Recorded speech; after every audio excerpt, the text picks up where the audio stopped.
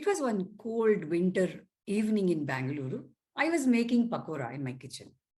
It was about the time that my 10-year-old son comes from school. I normally keep my main door open so that he easily comes in.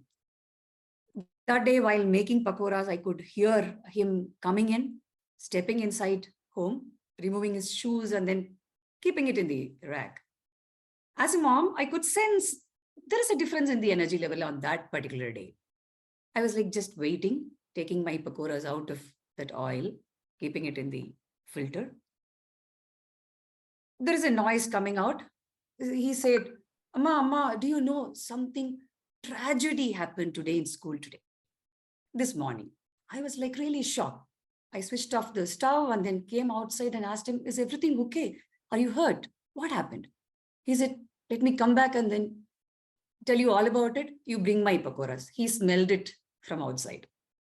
Then I took the pakoras in 2 different bowls and then sat in the couch waiting for him. He came after refreshing. He said, you know what, Amma? I cried today. The first class, maths class, I cried. I was like, again, and I was like really shocked. 5th grader, 10-year-old, crying in school. What exactly is happening? Did you get hurt? The same query again.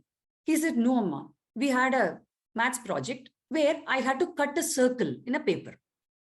All because of you, I couldn't do that. Okay, fine. I could see that some monster mom story is coming up. He even further went ahead and then said that, you know what, even I told my ma'am that all because of my amma, I'm not able to cut this because she never allows me to use scissors. I was like, okay, fine. You complained as well about me. I'm sitting at home here. You are at school. You complained about me. That's okay. But yes, of course, I didn't allow you to use scissors, but that was when you were 4-year-old. Now you are 10 years. What are you talking about? He was like, oh, yeah, that's right, Amma. I'm so sorry. I shouldn't have mentioned your name. Then the goalpost shifted to, it is not you, Amma. It is all because of Appa. Okay, from monster mom to monster dad. What happened? Normally, my husband leaves him at the bus stop in the mornings, right? He said, you know what, all my friends were running. They were having a race, but Appa stopped me to, do that. I had to walk. I scolded him all the way. Fine, you scolded him, but why did you cry? Appa is supposed to cry, but why did you cry? He said, no, Ma, while going in the bus, I started feeling guilty because Appa is always soft to me. I know what is the, mind voice he's having. Amma is always monster, Appa is always soft. I was like, okay, fine, let it be. Then again, I asked him, okay, what else is happening? Then I thought, okay, maybe because of the, he started feeling guilty, that guilt trip was the reason he cried. I said, is that the reason you cried? The answer I got was, I think so, Amma. Okay, I could see that, okay, something else was about to come. I just kept quiet. The only sound that we could hear was both of us munching those pakoras. And then I went inside the kitchen to boil milk for him. And then he again washed his hands and all. Then I could see that somebody was hugging behind me, none other than my son. He said, Amma, you know what? I missed you a lot. That's the reason I cried. I just kept quiet for a few minutes. Then I realized what exactly was bothering him. I had to be away from Bangalore, from my home, because my mom was ill. She was hospitalized for almost 3 weeks. I was in Chennai. That was the first time we both were away from each other for continuous 3 weeks. Now I could see that what was troubling him all these days. We kept hugging each other for a few more seconds. The minute he felt like the burden is gone out of his system, he went ahead. Then he said, Amma, bye, I'm going to play. So that was happening on one Friday evening. It took some more minutes for me to kind of come out of that feeling. Then I picked my, coffee cup and my journal. Because normally Friday evenings, I allocate at least 1 hour to write on all the reflections from that week. Especially as a coach, reflective practice is something that I, really, really keen on. When I sat in my garden, somehow I couldn't write anything about the coaching sessions happened that week. I was like waiting, what exactly happened? few minutes ago between me and my son. What exactly helped him to bring out those insights or bring out that disturbing thought from him? Then I just started writing about what exactly happened. I was like writing those dialogues happened between me and my son. After writing a page or two, I just kept quiet, and then looking at my journal, I could see one particular word popping up, which was nothing but empathy. Okay, fine. Empathy is, that is the song that we all are playing, right?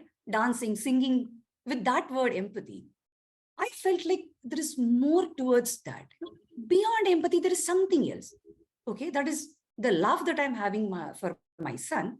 Then the next question I could see myself writing is, fine, whatever has happened, that helped me to kind of go deeper into that relationship. Yeah, somehow I felt a bit more connection with my son on that day. Then the next question was like, okay, what can I do? What can I take it from here? What is the insight that I'm supposed to take from here so that I can use it in all my other relationships, personal as well professional?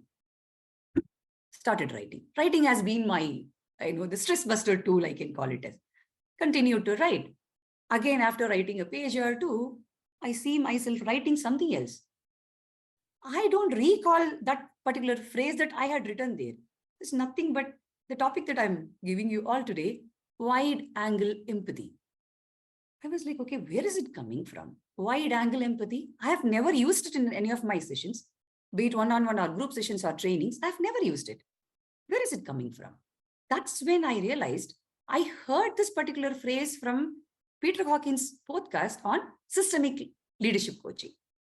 So I'm, in the process of learning systemic deep coaching and implementing it for the past few months. So I had picked that somehow it had stayed in my subconscious mind. I had written, okay, fine, just wide angle empathy.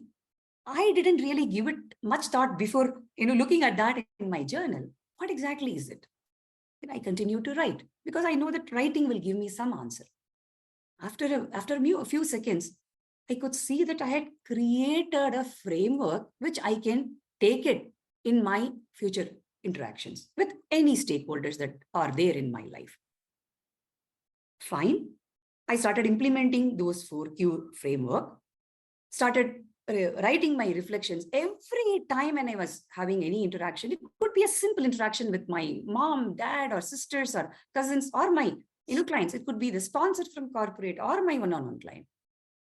Suddenly, one day, I think after 2 or 3 weeks, one day when I sat and then looked at my journal entry for all these 2-3 weeks, I could easily collate a couple of points from the personal as well professional relationship side, the stakeholder, the interactions that I had had with different stakeholders.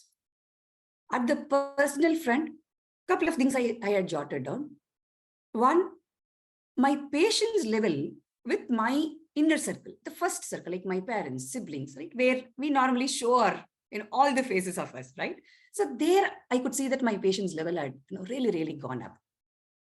And then the second, I could see that I'm listening more. I'm not jumping into giving any advice. You see, that we do, even though we don't do it in coaching conversation, but we jump ahead and then give some advices to people who are there in our first circle.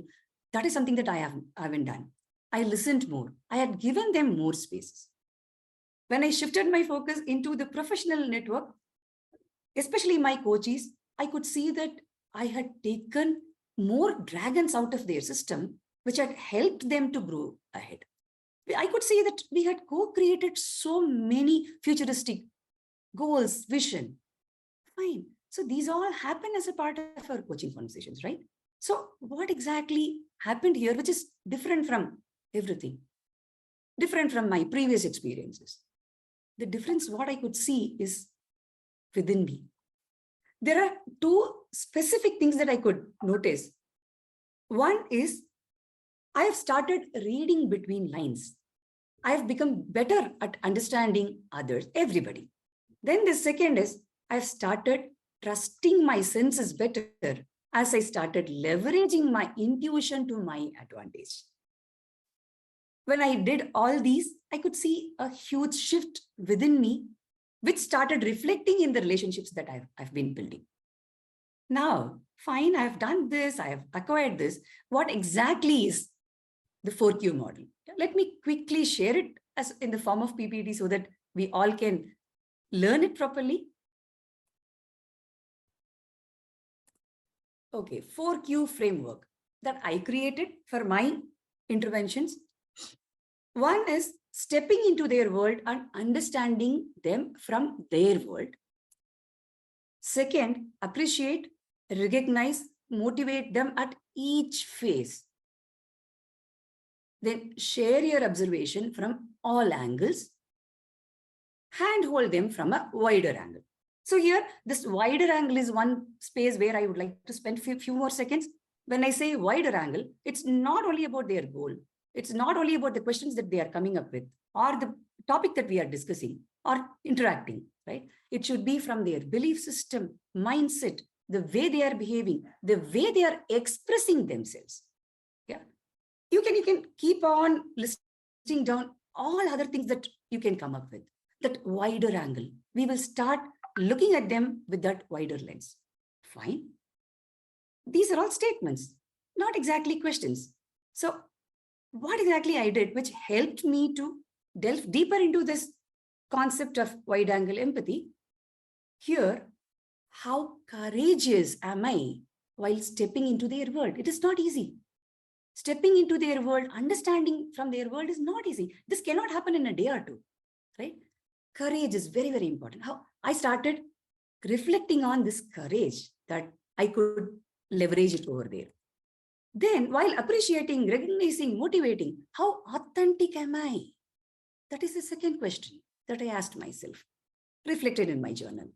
Then, how kind am I while sharing my observation? Why am I doing that? How kind am I? Then, this is very, very important. How genuine am I while hand-holding them from that wider angle? These 4 questions helped me a lot in leveraging this wide angle empathy and make it my superpower. Here, my question to each SHEmantra here. How are you going to make wide angle empathy your superpower? Thank you.